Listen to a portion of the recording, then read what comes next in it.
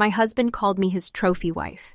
Now that trophy owns his house, his company, and his freedom. The first thing you should know about Ethan is that he's perfect. At least that's what everyone keeps saying. Perfect smile, perfect house, perfect wife. I used to be proud when people said that last part. "You're so lucky, Rachel," they'd tell me at dinner parties, while Ethan poured them another glass of his imported wine. I'd smile and nod, pretending not to notice the way he kept his hand on my back.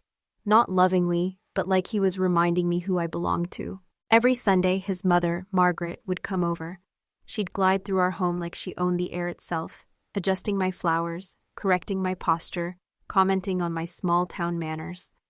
I grew up in a working-class neighborhood in Ohio, the kind where people fix their own fences and borrow sugar from each other.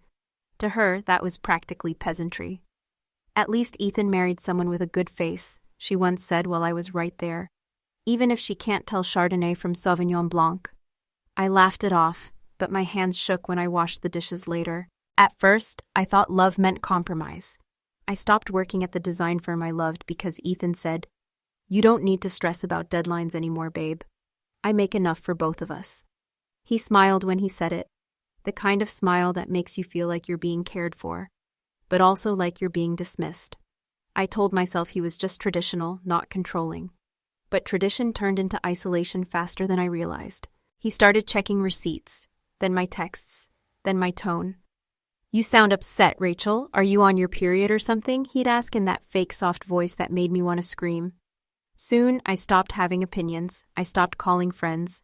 He called it keeping peace. I called it losing myself. One night, during one of Margaret's family dinners, she brought up a new interior designer she met at the country club, Sophie Allen. "You'd love her, Ethan," she said with that polished smile. "She's tasteful, educated, elegant, not like those small-town types." Her eyes flicked to me for half a second.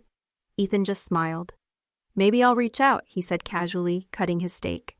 The sound of the knife scraping against the plate made my chest tighten. Sophie showed up 3 weeks later, tall, stunning, with the kind of confidence that fills a room.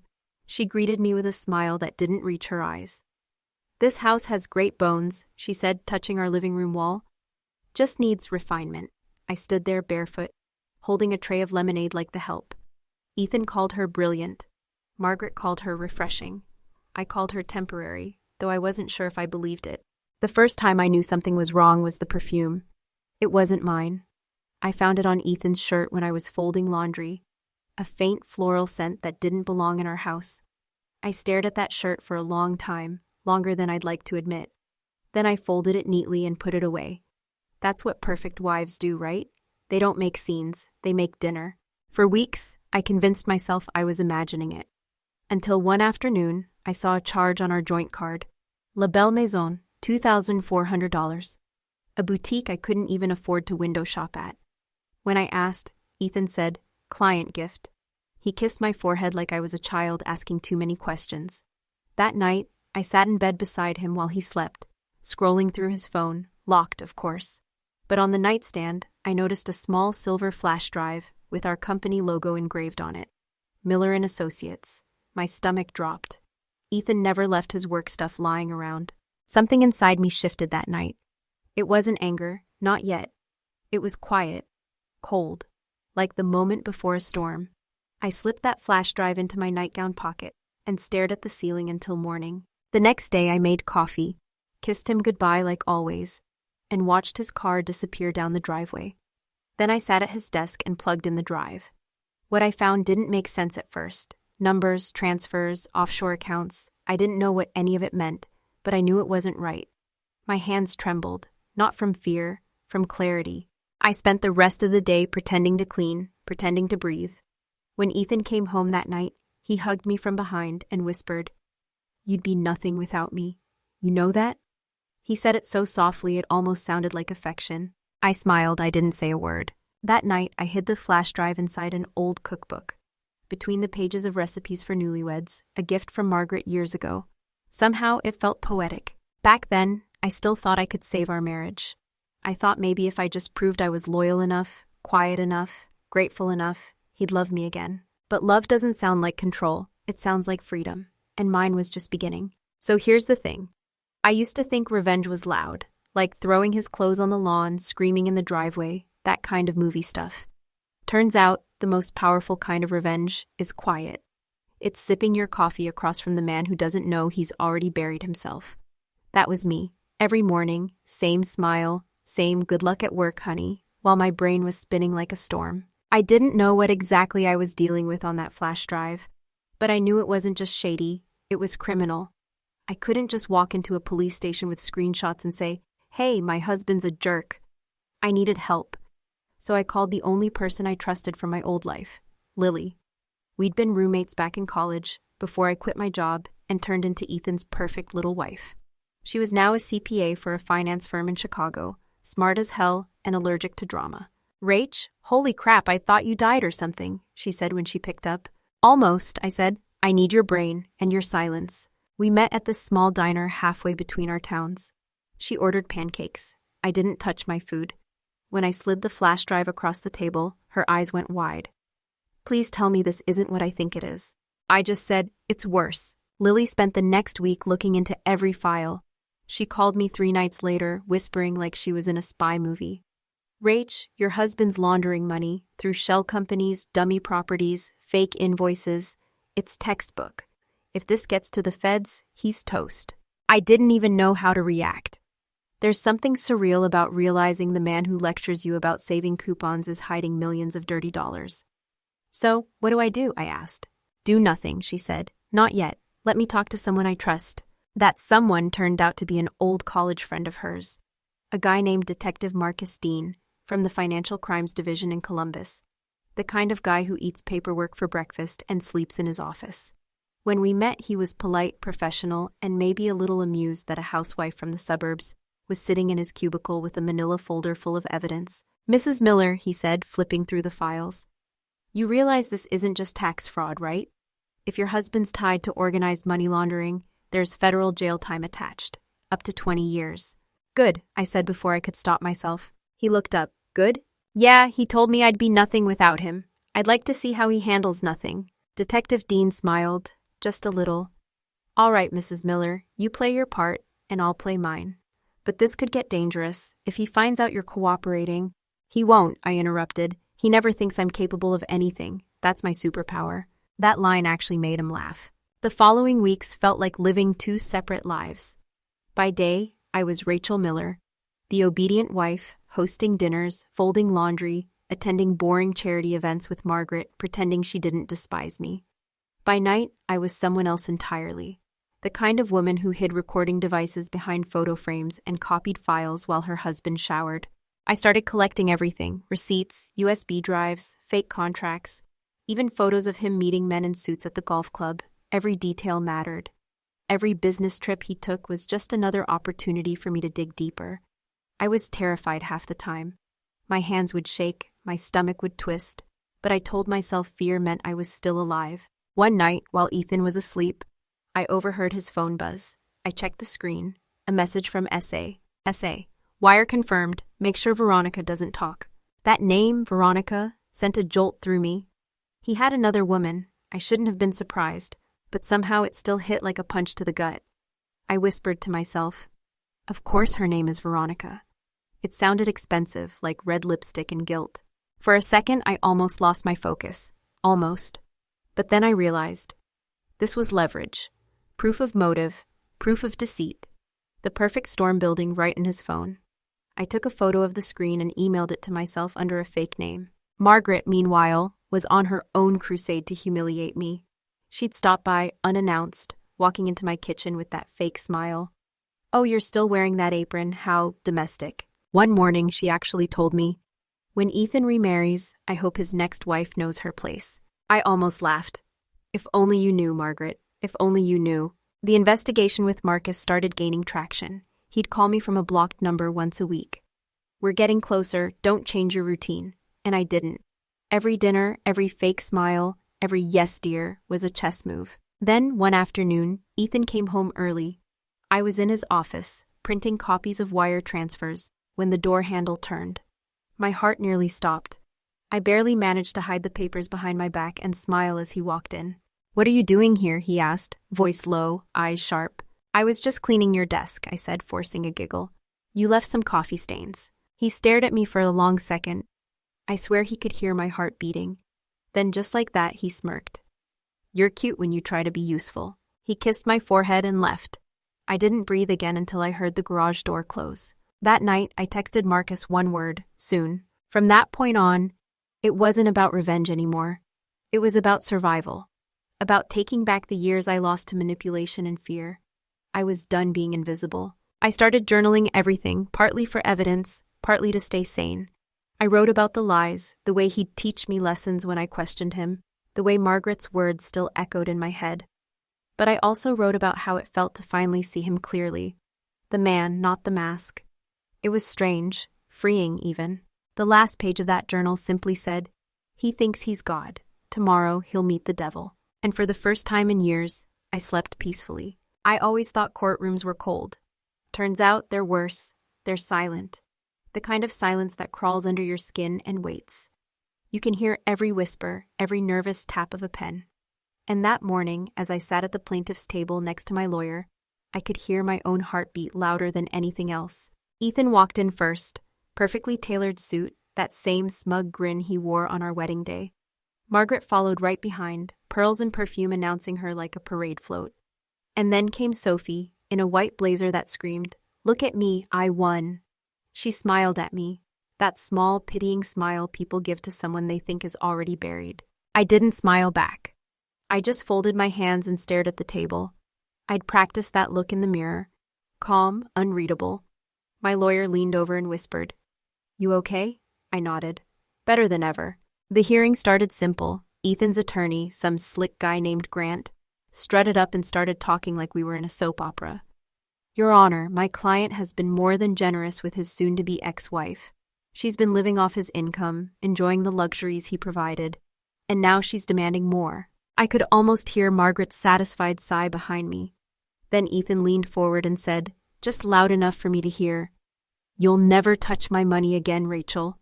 His voice was dripping with arrogance. I turned my head, looked him straight in the eye, and whispered, "Oh, Ethan, I already have." He frowned, confused. That was the moment I knew the tables were about to turn. My lawyer stood up, calm but sharp. "Your Honor," she said, handing a sealed envelope to the clerk. "Before we proceed with financial discussions, my client would like to submit this document for the court's attention." Judge Hamilton, an older man with kind eyes and zero patience for nonsense, opened it, scanned a few lines, then looked up, amused. "Mrs. Miller," he said slowly, "you've been busy." The courtroom went dead silent. Ethan straightened up. "What is this?" he demanded. Judge Hamilton smiled, the kind of smile people get when they know something you don't. "Well, Mr. Miller, according to this letter and accompanying evidence, it appears your wife has been cooperating with federal authorities in an ongoing financial investigation, specifically yours." Sophie's smile cracked like glass. Margaret gasped so loudly it echoed. Ethan's face went pale. "That's ridiculous," he barked. "This is a divorce hearing, not—" But the judge raised his hand. "Actually, Mr. Miller, it's both now." And right on cue, the door opened. 2 federal agents walked in, badges out, suits crisp. One of them was Detective Marcus Dean. He nodded at me before turning to Ethan. "Ethan Miller, you're under arrest for fraud, money laundering, and tax evasion. You have the right to remain silent."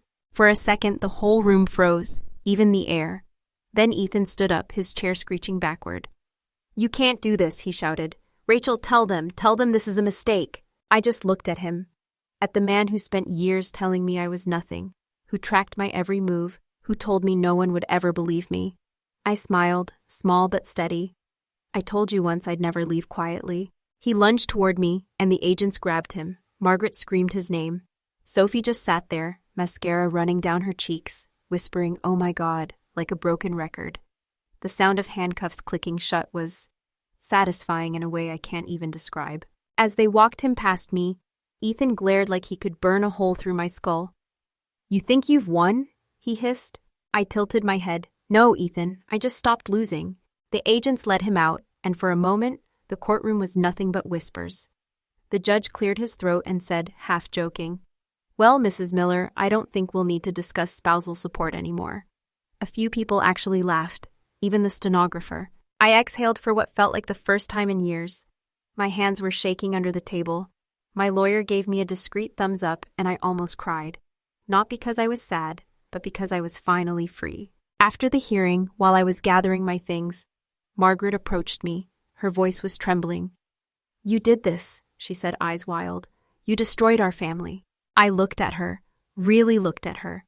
The woman who'd spent years making me feel like a stray dog that somehow wandered into her mansion. I said softly, "No, Margaret, your son did that." I just stopped pretending not to see it. She didn't respond, just turned and walked away, her heels clicking against the marble floor, sharp, uneven, desperate. Outside the courthouse, the sky was bright and impossibly blue. Lily was waiting by her car, holding 2 cups of coffee. "You did it," she said, handing me one. "Yeah," I said, still dazed. "Guess I did." She grinned. "You want to know the best part?" "What?" "The guy from the FBI told me he's never seen someone pull off an inside job this clean. You're like suburban Batman." I actually laughed, a real belly laugh. God, I've missed laughing. As we stood there, Sophie came out, crying into her phone, probably calling whoever was next in line to fix her life. I almost felt sorry for her. Almost. A reporter tried to approach me for a statement. "Mrs. Miller, how does it feel?" I cut him off. "It feels quiet," I said, "and that's enough." When I got home, the house felt different. Still silent, but not suffocating anymore. I walked into Ethan's office, sat in his big leather chair, and opened the drawer where he used to keep his whiskey. Instead of pouring a drink, I took out a photo, our wedding day. His arm around me, both of us smiling like fools. I stared at it for a long time before whispering, "Rest in peace, version of me who believed in you." Then I tore it in half. That night, I stood on the porch with a blanket around my shoulders, watching the stars.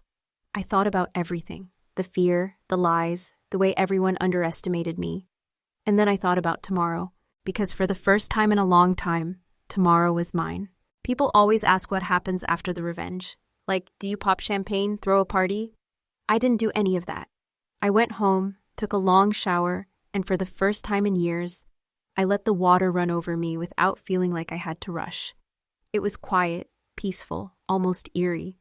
The kind of silence that used to scare me now felt like freedom. Ethan's arrest hit the news by the next morning. "Local businessman charged in multi-million-dollar fraud scheme," the headline said. His mugshot was everywhere, that same perfect jawline, but with dead eyes.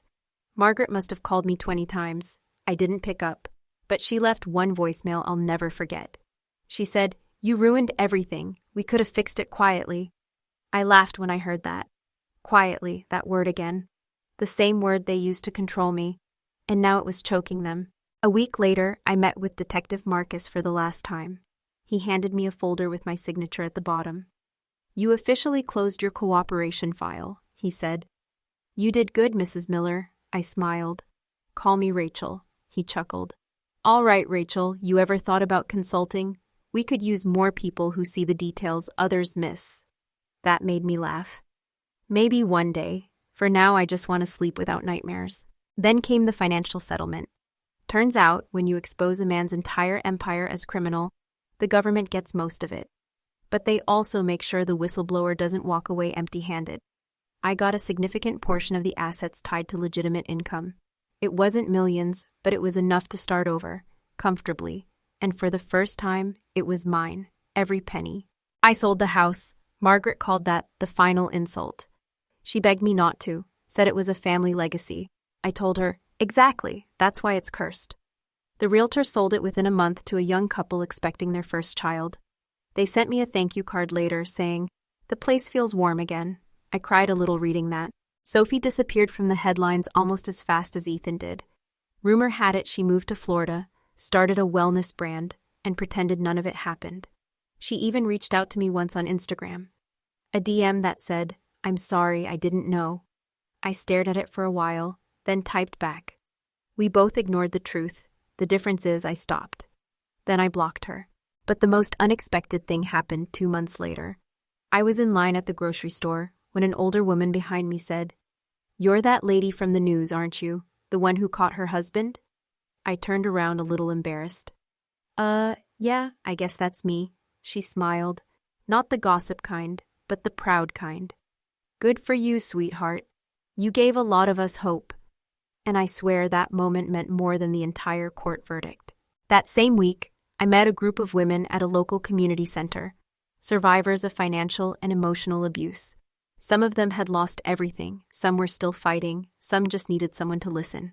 I told them my story, not the flashy courtroom parts, but the lonely nights, the fear, the pretending, the way your soul starts to shrink when someone convinces you you're lucky to be controlled. After the meeting, one woman hugged me and said, "You made me want to start over." That's when I knew what I wanted to do next. I took part of my settlement and started a small nonprofit called the Freedom Fund.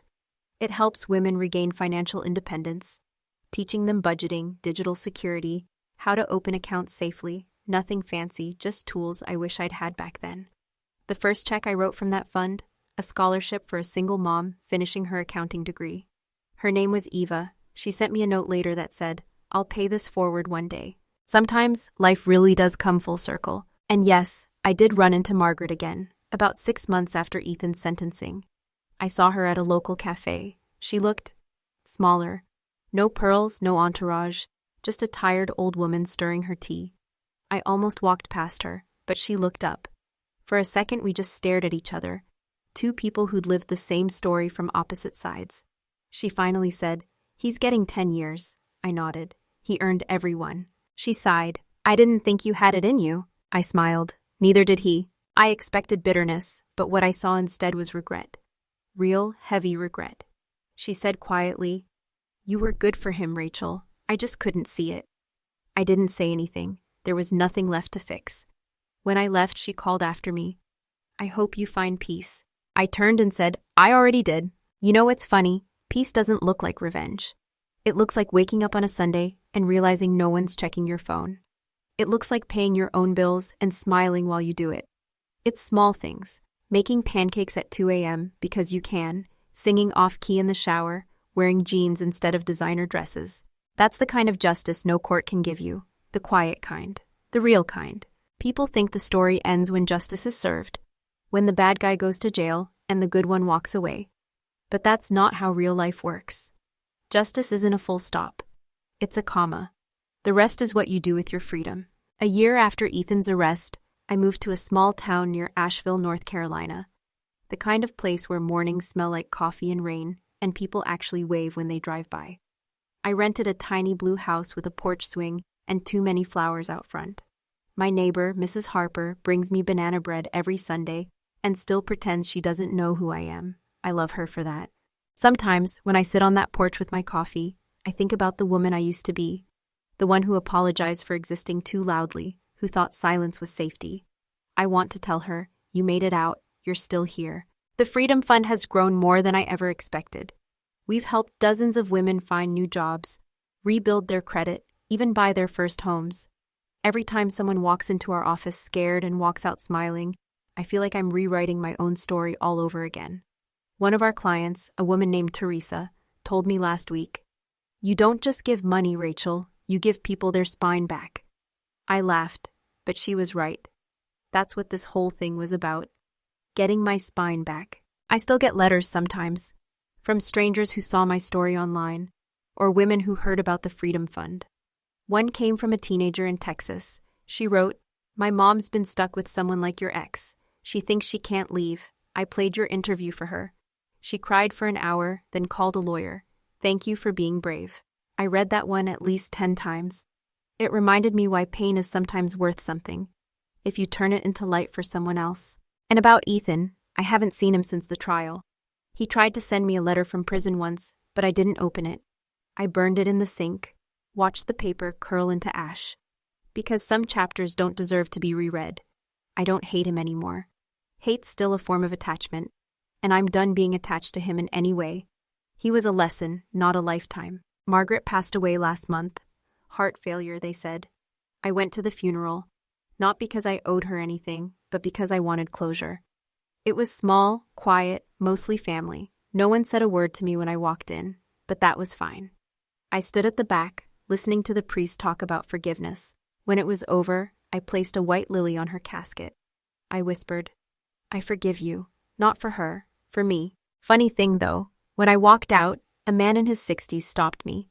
Turned out he was Ethan's old business partner. He said, "You know, he always underestimated you." I smiled. That was his first mistake. He laughed softly, shaking his head, and his last. These days, I live simple. I garden, I volunteer, I bake terrible cookies and feed stray cats that show up like they own the place. Sometimes, when the sun sets just right, I'll play the same old song Ethan used to hate, Dreams by Fleetwood Mac, and dance barefoot in my living room. It's not about happiness, it's about peace. Peace feels different. It's quieter, deeper. It doesn't need an audience. The other night, I was sitting by the fire pit with Lily. She looked at me and said, "You ever think you'd end up here?" I smiled. "Not in a million years." She raised her glass. "To freedom." I clinked mine against hers and said, "To finally knowing what that means." And you know what? If there's one thing I've learned, it's this. People can take your money, your home, your confidence. But they can't take your self-worth unless you hand it to them. I spent years giving mine away to someone who didn't deserve it. Now I guard it like it's gold. Sometimes I still wake up in the middle of the night thinking I heard his footsteps. Old habits die hard, but then I open my eyes, see the soft glow of my lamp, the flowers on my nightstand, and the quiet space that belongs only to me. And I remember he's gone, and I'm free. I once thought revenge was about watching someone fall, but now I know real revenge is standing taller than they ever thought you could. And if my story teaches anyone anything, I hope it's this. You don't have to burn down your world to start over.